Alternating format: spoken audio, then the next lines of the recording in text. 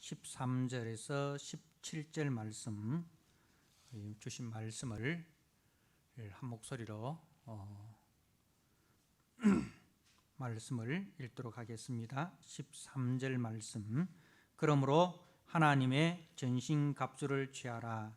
이는 악한 날에 너희가 능히 대적하고 모든 일을 행한 후에 서기 위함이라.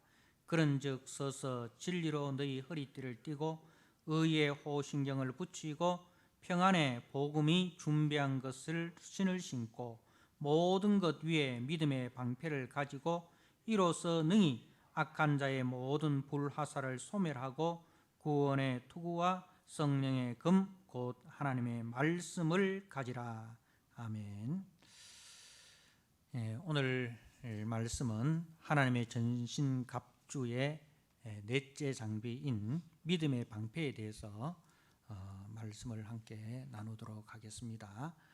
이 믿음의 방패를 소지해야 하는 그 이유가 무엇인고 하면 그 악한 자의 모든 불화살을 끌 수 있기 때문이다. 그렇게 말씀을 합니다. 모든 것 위에 믿음의 방패를 가지고 이로써 능히 악한 자의 모든 불화살을 소멸하고, 그죠? 이제 바울 당시에 로마의 군대는 두 종류의 방패를 가지고 있었습니다. 우리가 로마 시대의 그 영화를 보면 이제 그 아주 이제 작은 방패, 둥글고 이렇게 손에 이렇게 잡고 있는 둥글고 작은 방패에는 이제 개인이 이제 빨리 이동할 때 빨리 이동하기 위해서는 가벼워야 되잖아요. 무거운 거는 빨리 이동할 수 없잖아요. 그래서 이제 빨리 이동할 때는 이제 이 작고 둥근 방패를 가지고 있었습니다. 이거는 이제 근접 전투, 그야말로 이제 백병전 할 때 내리치는 칼을 이렇게, 즉 이 내리치는 칼을 맞고 자기 칼을 휘두르는 그런 이제 용도로 쓰는 작은 둥근 방패가 있고, 오늘 여기서 이제 말하는 이 방패는 그와 다른 방패인데, 이제 그 다른 군인들과 함께, 그러니까 같이 함께 전진할 때 사용하는 방패입니다. 그러니까 무리를 지어서 이제 이동을 할 때 사용하는 방패인데, 이것은 이제 그 헬라어로 띠레오스라는 그 단어를 쓰고 있습니다. 그래서 앞에 있는 근접 전투 때 사용하는 둥글고 작은 방패와 다른, 이거는 크기가 어느 정도 되느냐면 대략 그 길이가 120에서 140cm, 120에서 140cm가 되고 너비가 60에서 75cm가 됩니다. 그리고 이제 그 두께는 손바닥 넓이만큼 넓고, 그리고 그 위와 아래의 양 끝에는 이제 쇠로 이렇게 박아놨습니다. 그리고 이제 이 방패는 두꺼운 나무 두 개를 곁대어 가지고 이제 방패를 만들었고, 거기에 천을 입혔고 그 천 위에 송아지 가죽으로 이렇게 마무리를 해 놓았습니다. 그래 가지고 이제 전투를 할 때에 여기에 천과 그 가죽에 물을 이제 적십니다. 물을 적시면 이제 적들이 쏘는 그 불화살이 여기에 꼽혀도 불이 번지지 않습니다. 자, 그래서 이제 이 방패로 온 몸을 감싸고 적의 그 모든 불화살을 막아내고, 그리고 또 이제 이 방패를 이렇게 다 연결을 합니다. 이제 다른 병사들하고 이렇게 다 연결을 하면은 그야말로 이제 안전한 그 방호벽, 참호가 되는 것입니다. 그래서 이제 바울이 이 믿음을 방패와 로마 군인들이 사용하던 그 방패와 연결을 시켰는데, 이것은 이제 어떤 의미인가 하면 우리에게 신앙생활을 하다가 우리가 신앙생활을 하다가 현실에 어려움이 생기고 또 그러다 보면 이제 구원에 의심이 들기도 합니다. 현실이 어렵고 또 낙심되고 또 우환이 생기고 이렇게 하다 보면 하나님이 계신가? 정말 내가 하나님으로부터 구원받은 하나님의 자녀가 맞는가? 이런 이제 그런 그 의심이 생기게 되는 거죠. 이게 뭐냐면은 그 사단이 쏘아대는 불화살이라는 거죠. 사단이 쏘아대는 그 불화살. 또 우리가 세상 속에 살다 보면 하나님 나라는 보이지 않고 세상 나라는 보이잖아요. 그러니까 보이는 것에 미혹되어서 보이지 않는 하나님과 하나님 나라에 대해서 불신이 생기고 이제 보이는 세상에 우리가 빠져들기도 합니다. 또 우리가 이제 이 보이는 세상 속에서 이제 우리 자신을 생각해 보면, 사람들은 이제 모든 사람들이 다 자기의 유익을 위해서, 자기의 영광을 위해서 힘써 살아가는데 나는 뭔가 보이지 않는 하나님을 사랑하라 하고 이웃을 사랑하라 하고 그렇게 하니까 늘 손해가 되고 또 그렇게 살아갈수록 사람들한테 이제 또 바보 취급 당하는 것 같기도 하고 이런 이제 생각이 드는 거죠. 이런 모든 것들이 이제 사단이 쏘아대는 불화살이라는 거죠. 그리고 우리가 다른 사람들은 다 주일날 놀러 가고 일하러 가고 막 이렇게 하는데 우리는 주일날 같은 주일날에도 이렇게 좋은 날씨에도 이 교회 와서 이렇게 예배를 드리고 이렇게 하면서 사람들과의 그 교제나 세상 사람들과의 교제나 관계가 단절되는 것 같기도 하고 이런 이제 이러다가 내가 세상에 뒤처지는 건 아닌가 그런 이제 불안과 염려가 이제 생기는 거죠. 그러다 보면 이제 우울해지잖아요. 그래서 이제 교인들 중에서도 이제 막 그 우울한 사람들이 또 많이 이렇게 생겨납니다. 또 우리가 이제 하나님의 말씀을 따라서 이렇게 살아가다 보면 참 손해 보는 일도 생기고 하다 보면 분노가 막 일어나잖아요, 그죠? 막 이렇게 다른 사람들이 나를 모욕하고 뭐 할 때 나도 같이 이렇게 막 같이 소리도 치고 해야 이렇게 되는데 그렇게 하면 하나님의 영광을 가리는 것 같고 해서 이 분노가 속에서부터 뭐 이렇게 막 끌어오르는데 분노는 표출할 수는 없고 그죠? 그러다 보면 막 이렇게 막 그 심장이 그 막 급하게 막 뛰면서 그죠? 그런 이제 일들이 막 생깁니다. 그래서 참 이 분노가 일어날 때가 많죠. 이런 것들이 다 사단이 쏘아대는 불화살이라는 거죠. 그래서 이런 불화살이 날아들 때 이 믿음이라는 방패가 있는 사람은 그것을 다 막아내야 되는 거죠. 믿음의 방패가 이렇게 견고한 성도는 이런 모든 사단의 불화살을 다 막아낼 수가 있습니다.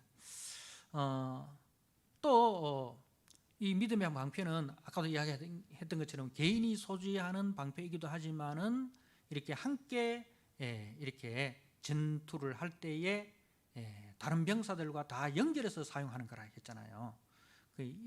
무슨 말이냐 하면 이런 일들이 생길 때 참 옆에 있는 그 형제가 그 형제의 믿음으로 그 다른 형제를 방어해주고 보호해주는 거예요.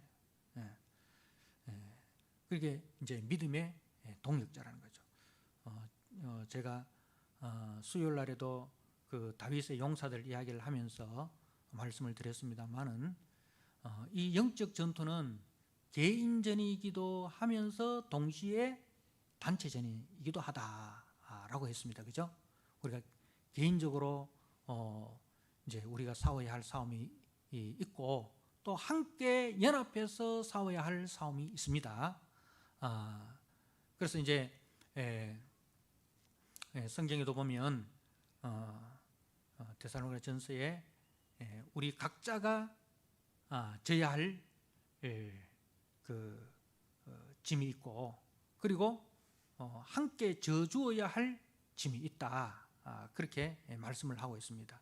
그러니까 우리가 군에서 행군하는 걸 보면 각자의 장비가 있지 않습니까? 각자의 그 총기와 또 각자의 그 이제 배낭을 메고 행군을 합니다.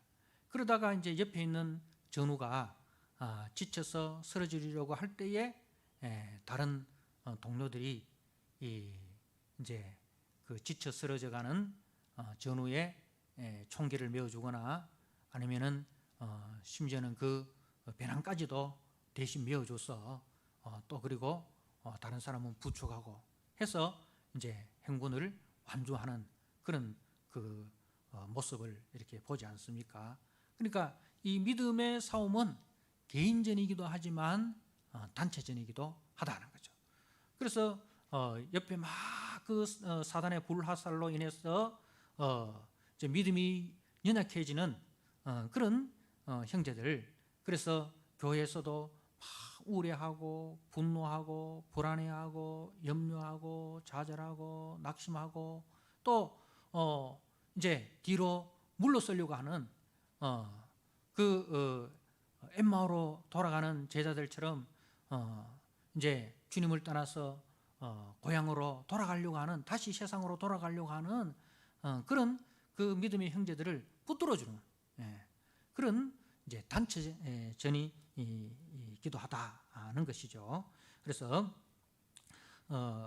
이제 우리가 히브리서 12장에 보면 12장 1절과 2절에 하늘에 구름같이 둘러싼 허다한 증인들이 있다. 그래서 그들이 우리를 향해서 어떻게 합니까? 격려하는 거예요. 그죠? 응원을 하는 거예요.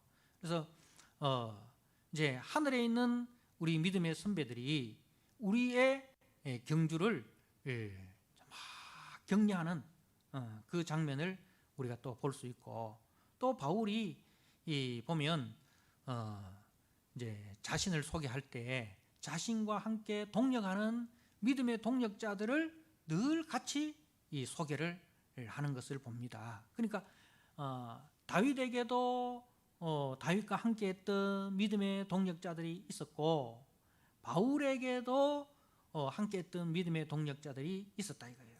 그래서 다윗이 승리하게 된 것, 그리고 바울이 믿음의 선한 싸움에서 승리하고 완주하게 된 것에 보면 그 사무엘하 마지막에 가면 지금 계속 우리가 매일 성경에 보면 다윗과 함께했던 용사들의 이야기, 그죠? 이제 30인의 용사 그리고 3인의 용사들 이제 이야기들이 쭉 나오지 않습니까, 그죠? 마찬가지로 바울에게도 그런 믿음의 용사, 믿음의 동력자들이 많이 있었다는 것을 이야기를 합니다. 우리가 로마서 16장 말씀을 한번 볼까요?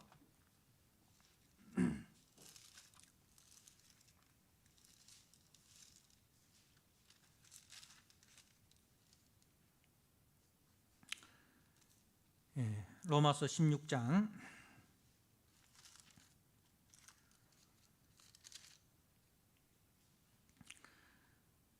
같이 한번 우리가 말씀을 찾아서 읽도록 하겠습니다. 16장 3절에 같이 읽도록 하겠습니다. 너희는 그리스도 예수 안에서 나의 동력자들인 브리스가와 아굴라에게 문안하라. 그들은 내 목숨을 위하여 자기들의 목까지도 내놓았나니 나뿐 아니라 이방인의 모든 교회도 그들에게 감사하느니라. 아멘. 예. 자, 그리고 이제 9절 말씀 또 한번 보세요. 그리스도 안에서 우리의 동력자인 우르바노와 나의 사랑하는 스다고에게 문안하라. 그렇게 이제 동력자라는 말을 쓰고 있습니다. 자, 그리고 마지막으로 21절 말씀을 한번 보세요. 21절 같이 한번 읽겠습니다. 나의 동력자 디모데와 나의 친척 누기고와 야손과 소시바드가 너희에게 문안하느니라. 나의 동력자 디모데. 이렇게 바울은 이 믿음의 선한 싸움이 이 개인전이기도 하지만 단체전이기도 하다. 그래서 바울이 이 믿음의 선한 싸움을 완주할 수 있었던 것은 이런 충성된 믿음의 동력자들이 함께 있었기 때문에 가능하다. 그래서 제가 로마서 말씀을 전할 때 이 16장 말씀은 어떤 장이라 했습니까? 바울이 이제 강단에서 설교를 다 마치고, 그죠? 다 마치고 강단에 내려가서 이제 일일이 그 믿음의 형제들, 믿음의 성도들과 교제의 악수를 나누는 그런 장면과 같다라고 했어요. 그래서 이제 이 성도의 믿음의 교제가 얼마나 중요한가.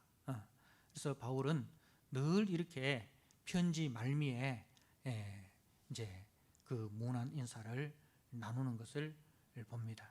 그리고 우리가 성경에 보면 피차 뜨겁게 거룩한 입맞춤을 나누라. 그죠? 피차 뜨겁게 거룩한 입맞춤을 나누라 하는 말씀을 우리가 자주 보게 됩니다. 자, 그러면 여러분, 믿음이란 무엇입니까? 우리가 이 믿음의 선한 싸움을 싸워야 된다, 이렇게 이야기를 많이 하는데, 그러면 그 믿음이란 무엇인가? 여러분, 믿음에 있어서 제일 중요한 것은 믿음의 대상이에요. 믿음의 대상. 우리가 믿는다 할 때 우리 예수 믿는 사람들은 누굴 믿어요? 예수님을 믿잖아요. 그죠? 하나님의 아들 예수 그리스도가 이제 우리 믿음의 대상이시고, 그 아버지 하나님, 그 영이신 성령 하나님, 삼위일체 하나님이 우리의 믿음의 대상입니다. 그래서 이 믿음의 대상을 믿는 것을 믿음이라 하고, 그리고 이 믿음의 대상을 믿지 않는 것을 가지고 뭐라고 이야기합니까? 우리는 불신자라고 합니다. 믿음의 대상을 믿는 자를 우리는 믿는 자라고 하잖아요. 그럼 이 믿음의 대상을 믿지 않는 자를 불신자라고 하는 거예요. 부처를 믿는 사람도 믿는 자입니까? 우리는 그 사람들을 불신자라고 해요. 그죠? 불신자라고 합니다. 무슨 이야기냐면, 온 천하 만물 중에서 온 천하 만민이 믿어야 할 유일한 믿음의 대상은 성부와 성자와 성령 하나님만이 유일한 믿음의 대상이다. 그 외에 이제 믿음의 대상은 다 뭐예요? 헛것입니다. 자, 믿음의 대상을 믿지 않는 것을 우리는 불신자라고 하고, 자, 그럼 미신이라는 건 뭐예요? 미신. 믿음의 대상이 아닌 다른 것을 믿는 자를 우리는 미신이라고 합니다. 그렇다면 이제 그 다른 종교는 불신자이면서 미신자가 되는 거예요. 그래서 우리 믿음의 대상은 꼭 기억을 하셔야 됩니다. 오늘날 많은 종교들이 있지만 왜 우리 기독교만 유일한 구원의 종교냐? 거기에 대해서 우리가 분명해야 됩니다. 성부와 성자와 성령 하나님만이 이 온 천하 만물이 믿어야 할 유일한 믿음의 대상이다. 그래서 우리는 이 믿음의 대상에 대해서 분명한 지식을 가지고 있어야 됩니다. 왜? 너희들은 그 너희가 믿는 그 하나님, 너희가 믿는 예수만 유일한 구원의 구원자라고 말하느냐? 우리가 믿는 부처나 우리가 믿는 뭐 힌두교나 뭐 왜 무시하냐? 너무 독단적이지 않냐? 우리는 절대로 남의 종교에 대해서 욕하지 않는다. 우리는 우리 종교, 우리의 믿음의 대상도 인정하지만 다른 종교의 믿음의 대상도 우리는 인정한다. 우리는 굉장히 포용적이다. 근데 너 기독교는 너무 이제 독단적이다. 그렇게 이제 이야기를 한단 말입니다. 거기에 대해서 우리는 우리가 믿는 믿음의 대상, 성부와 성자와 성령 하나님에 대한 분명한 성경적 지식을 가지고 있어야 됩니다. 왜 하나님만, 왜 예수님만 이야기하느냐? 하나님만이 천지 만물의 창조주시다. 하나님만이 온 천하 만물을 창조하시고 그 천하 만물의 생사 화복을 주관하시고 나라와 인류의 흥망성쇠를 다스리시는 만왕의 왕이시고 만주의 주가 되신다. 예수 그리스도만이 우리를 죄와 사망에서 구원하신 유일한 구원자시다. 성령 하나님만이 우리를 진리의 말씀으로 인도하시는 유일한 영이시다. 여기에 대해서 우리가 분명한 성경적 지식을 가지고 있어야 됩니다. 그래서 우리가 성경에 대해서 부지런히 배우고 또 알고 또 순종함으로 그 말씀을 우리가 경험해야 됩니다. 이 일은 진리의 성령이 오셔야 되는 거예요. 진리의 성령이 오시면 이제 우리를 진리 가운데로 인도하신다. 예수님께서 제자들에게 내가 떠나는 것이 너희에게 유익하다. 내가 떠나야만이 보혜사 성령을 보낼 것이고 그 보혜사 성령이 오셔서 너희를 진리 가운데로 인도할 것이다. 그러니까 진리의 성령이 오기 전에는 하나님께서 예수 그리스도를 통해서 이루어 놓은 그 십자가의 구속이 있어도 진리의 성령을 받지 않으면 어떻게 되는 거예요? 우리의 눈이 어두워서 우리의 눈이 감겨서 그걸 보지를 못하고 듣지를 못하는 거예요. 성령이 오지 않으면. 그래서 우리가 성령 충만을 위해서 기도하는 이유가 성령 충만이라는 것은 성령 충만 받으면 우리가 뜨거워지고 뭐 성령 충만 받으면 뭐 방언을 하고 성령 충만 받으면 우리가 뭐 예언을 하고 또 뭐 병자를 고치고 이런 것을 우리가 먼저 생각하는데 그것보다 더 중요한 일이 뭐냐면은 진리의 성령이 오셔야 우리 마음 눈을 밝혀주시고 마음 눈을 열어주신다는 거예요.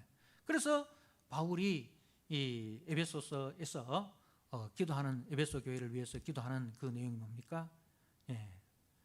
너희 마음 눈이 밝아지기를 기도한다.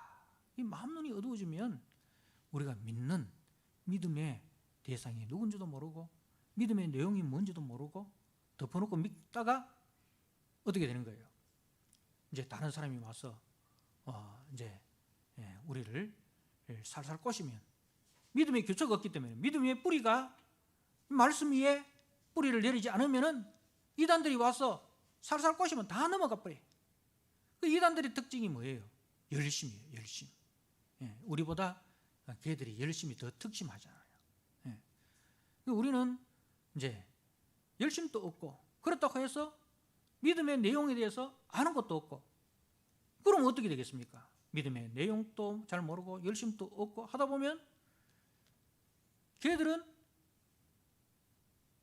잘못된 믿음의 내용이지만은 자기들 나름대로 논리가 분명하단 말입니다. 그리고 열심도 있단 말입니다. 그러면은 이제 거기에 넘어가 버는 거예요. 아이고 나는 그런 이야기 처음 들었는데 나는 뭐 교회 10년 다니고 20년 다니고 그런 이야기 처음 들었는데 그런 게 성경에 어딨노? 하면서 막 이렇게 넘어가 버리는 거예요.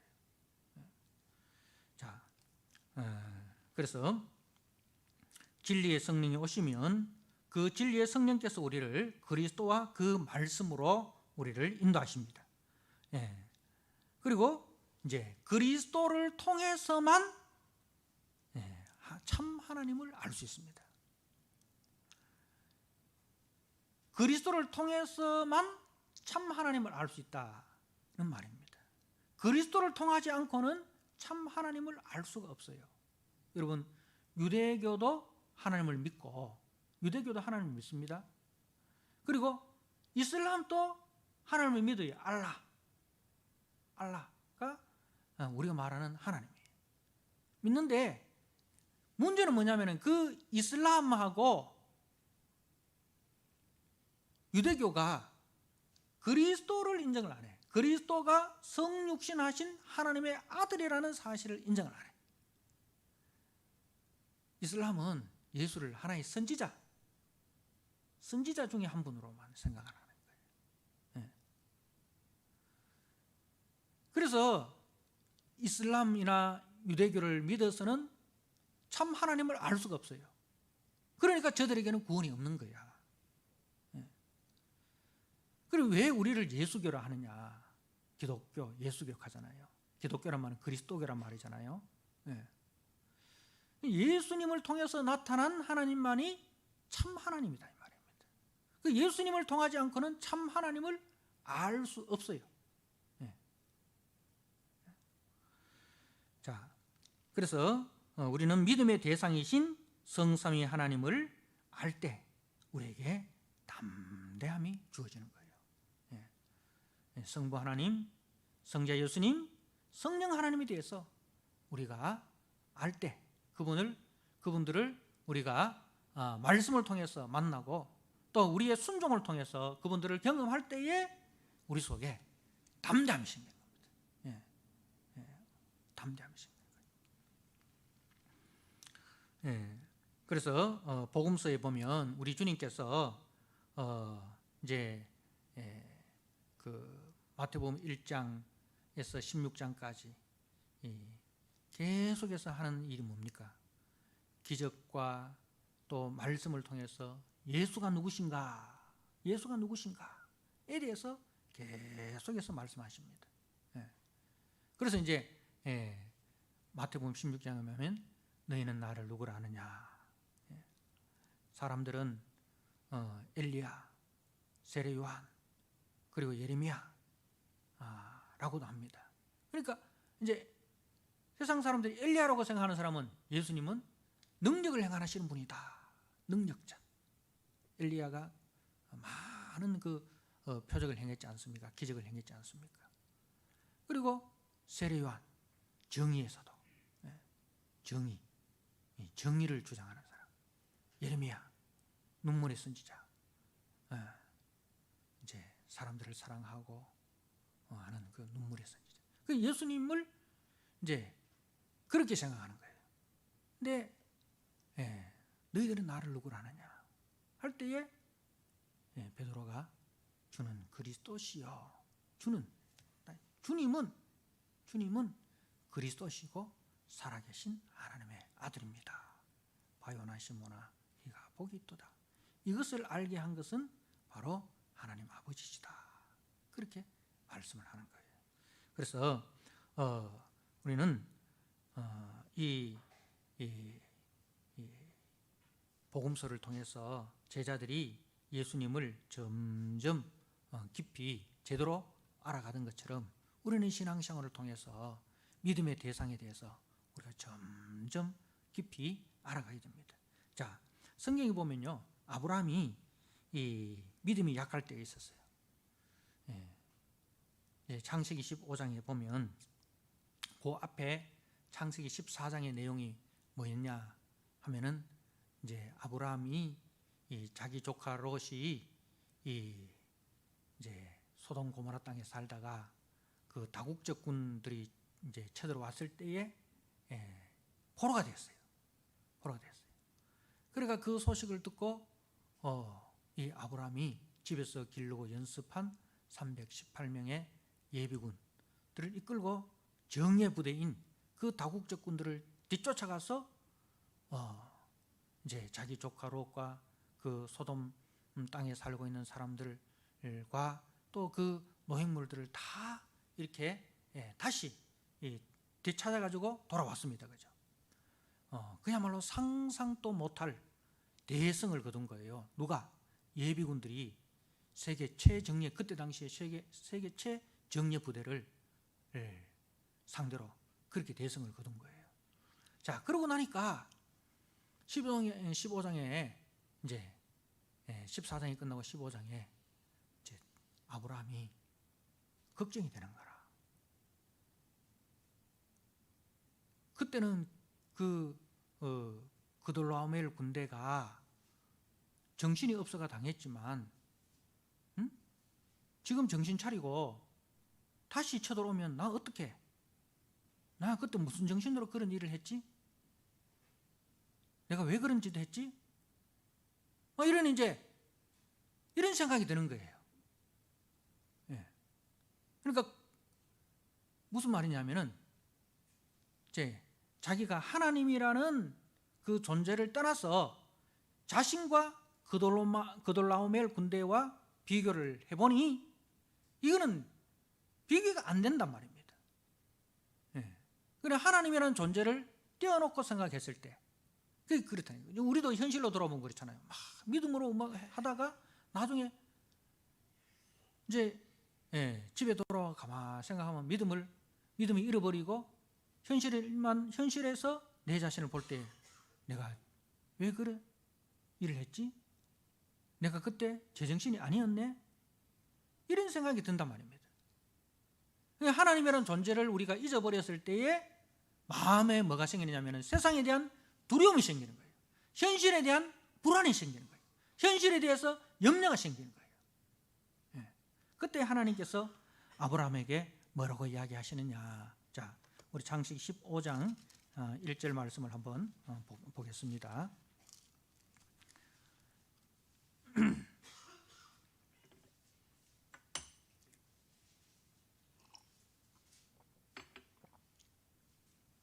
(15장 1절에) 이후에 여호와의 말씀이 환상 중에 아브라함에게 임하여 이르시되 아브라함아 두려워하지 말라. 나는 네 방패요 너의 지극히 큰 상급이니라. 이렇게 했어요. 자, 바로 이제 이런 뜻입니다.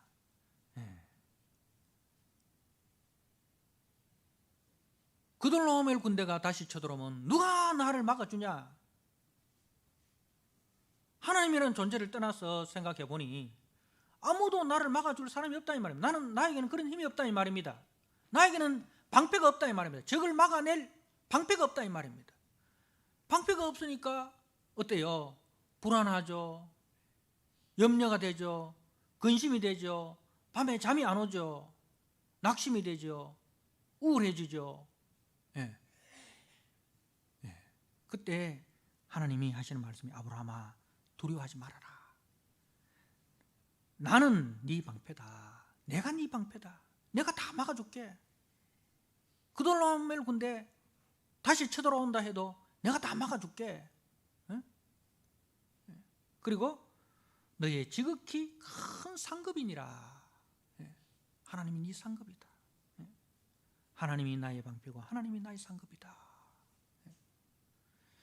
하나님께서 그 아브라함에게 큰 믿음의 방패를 들려주신 거예요. 하나님이라는 큰 믿음의 방패를 들려주신 거예요. 자, 이 하나님이라는 큰 믿음의 방패를 가지고 혈혈단신으로 적진에 뛰어든 사람이 있어요. 누굽니까? 다윗입니다. 우리가 한번 볼까요? 사무엘상 17장 33절입니다. 사무엘상 17장 32절에서 33절 말씀. 사무엘상 17장 제가 한번 읽어드립니다. 32절입니다. 다윗이 사울에게 말하되 그로 말미암아 사람이 낙담하지 말 것이라. 그로 말미암아, 그가 누구냐면은 골리앗입니다. 골리앗으로 말미암아 왕이여 낙담하지 마십시오. 사람이 낙담하지 말 것이라. 직접 왕이라는 사울 왕을 부르려니까 좀 민망하고 그래서 이제 그냥 사람이라고 한 거예요. 왕이여 골리앗으로 말미암아 낙담하지 마십시오. 주의 종이 가서 저 블레셋 사람과 싸우리이다. 사울이 다윗에게 이르되 네가 가서 저 블레셋 사람과 싸울 수 없으리니 너는 소년이요 그는 어려서부터 용사입니다. 그러니까 이 사울 앞에는 누가 없어요? 하나님이 없어요. 누구와 누구를 비교하겠습니까? 다윗과 골리앗을 비교하는 거야. 아까 아브라함이 그돌라오멜 군대와 자기와 딱 비교하니까 낙심이 됐잖아요. 그죠? 그처럼 이 사울도 누구와 누구를 비교하고 있냐면 골리앗과 다윗을 비교를 하고 있는 거예요. 자, 그런데 다윗은 거기에 누구를 개입시키느냐? 45절을 보십시오. 45절에 다윗이 블레셋 사람에게 이르되 너는 칼과 창과 단창으로 내게 나오거니와 나는 만군의 여호와의 이름 곧 네가 모욕하는 이스라엘 군대의 하나님의 이름으로 네게 나아가노라. 오늘 여호와께서 너를 내 손에 넘기리니. 그래서 이제 온 땅으로 이스라엘의 하나님이 계신 줄 알게 하겠고 또 여호와의 구원하심이 칼과 창에 있지 아니함을 이 무리에게 알게 하리라. 전쟁은 여호와께 속한 것인즉 그가 너희를 우리 손에 넘기시리라. 여러분, 다윗은 골리앗과 자신 사이에 누굴 개입시킵니까? 하나님을 개입시킵니다. 하나님이 누굽니까? 만군의 여호와. 만군의 여호와. 전쟁은 여호와께 속한 것이다. 여호와의 구원하심은 칼과 창에 있지 아니하다. 그러니까 다윗이 든 무기는 뭐예요? 여호와 하나님이라는 믿음의 방패를 들고 나간 거예요.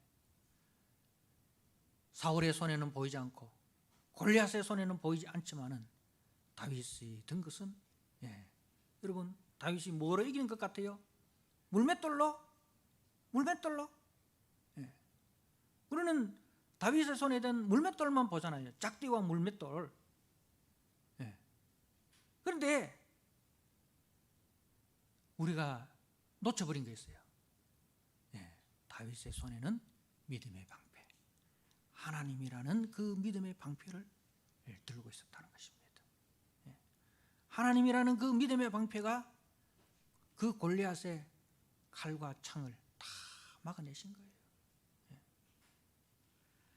사랑하는 성도 여러분, 그래서 다윗의 마지막 말은 하나님이 누구신가에 대해서 증거하는 증거로 마치고 있습니다. 그래서 이제 사무엘하 22장 우리가 수요일 날 또 말씀을 전했고 또 매일 성경을 통해서 사무엘하 22장에서 여호와는 하면서 여호와는 나의 방패다.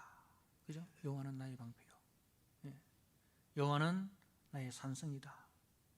여호와는 나의 구원의 반석이다. 구원의 뿌리다. 요새다. 그래서 하나님이 누구신가에 대해서 증거를 하고 있어요.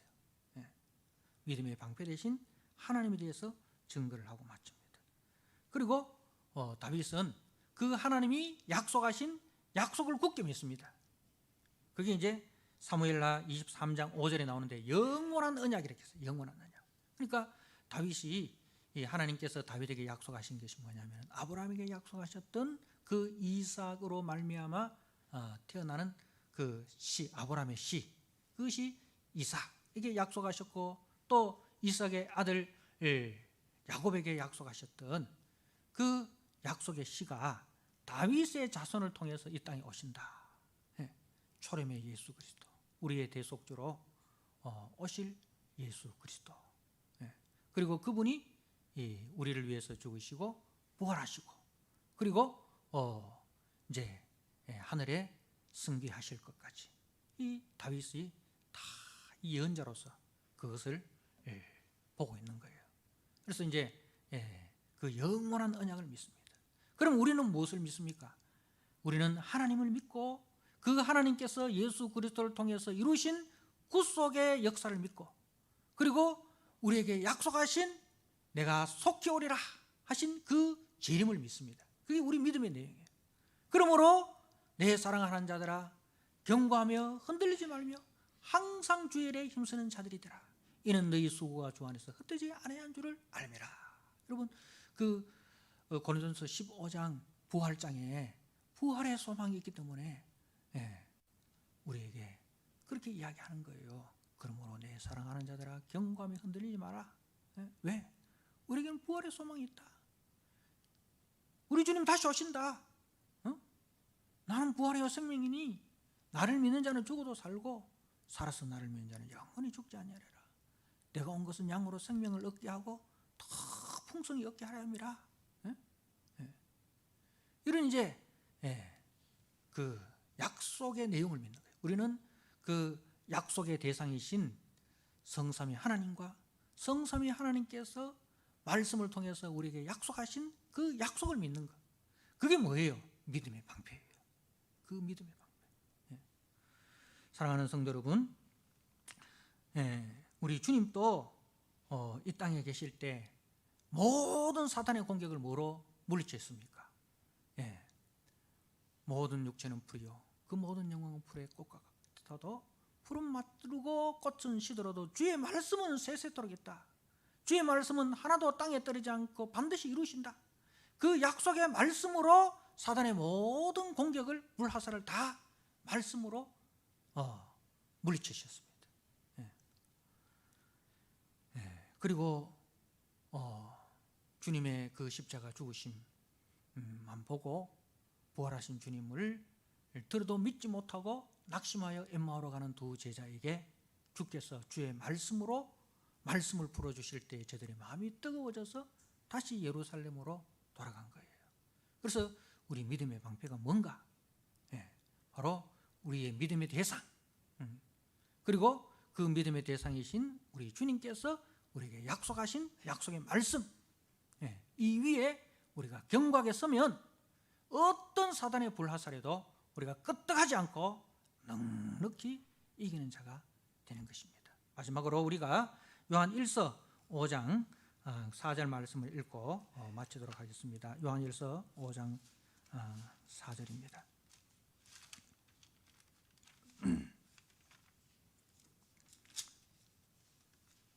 요한 1서 5장 4절 우리 같은 목소리로 읽고 마치도록 하겠습니다. 5장 4절 시작. 무릇 하나님께로부터 난 자마다 세상을 이기느니라. 세상을 이기는 승리는 이것이니 우리의 믿음이니라. 아멘. 하나님 아버지, 오늘 또 우리가 믿음의 방패가 되시는 우리 하나님 아버지, 우리 주 예수 그리스도, 우리 성령 하나님 아버지, 그 위에 굳게 서게 하여 주시옵소서.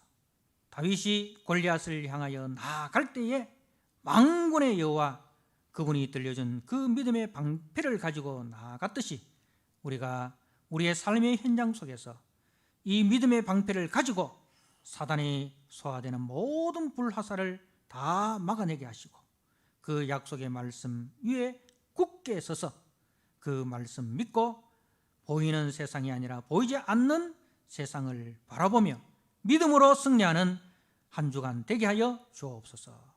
예수님께 하신 이름으로 감사하며 기도드리옵나이다. 아멘.